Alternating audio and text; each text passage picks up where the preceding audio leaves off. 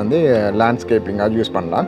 இதில் இருக்கிற main spot என்ன வந்து, நீங்கள் நியூஸ் ரிப்போர்ட் பண்ணுறீங்க அல்லது வந்து ஏதாவது சைட்டாக வச்சு எடுக்கிறேன்டா, இந்த முகம் ஃபுல்லாக வந்து இந்த ஆங்கிளுக்கு இருக்கணும். இந்த இவ்வளோ ஷாட்டில் இந்த ஆங்கிள் ஃபுல்லாக இருக்கக்கூடாது. இந்த இடத்துல வந்து ஜஸ்ட் ஒரு பீரோல் அல்லது வீடியோ ஃபார் மாதிரி, இப்போ நீங்கள் என்னுடைய வீடியோ பார்க்குற மாதிரி ஒரு சைட்டாக அப்படி வந்து ஒன்று இருக்கும். ஏதாவது சென்டரில் வந்து எடுக்கணும்னு சொன்னால், ஏதாவது தனியாக ஒரு தனி சப்ஜெக்டை வந்து நீங்கள் எடுக்கிறீங்கன்னு சொன்னால் இதில் வந்து நீங்கள் சென்டராக பாயிண்ட் பண்ணி எடுக்கலாம். ஸோ உதாரணத்துக்கு நாம் இந்த கேமராவை வந்து யூஸ் பண்ணலாம். அப்படின்னா இந்த கேமராவில் வந்து பார்த்திங்கன்னா பூக்களை வந்து சைட்டாக அப்படி வச்சு எடுக்கும் பொழுது இது வந்து ஒரு அழகான ஒரு ஃபோட்டோகிராஃபின்னு சொல்லுவாங்க. ஓகே தானே?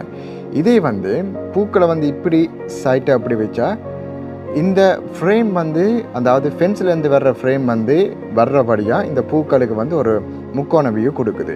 இதே நீங்கள் ஃபென்ஸ் இல்லாமல், நார்மலாக ஃபென்ஸ் இல்லாமல் நீங்கள் பார்த்தீங்கன்னா இந்த ஃபோட்டோஸ்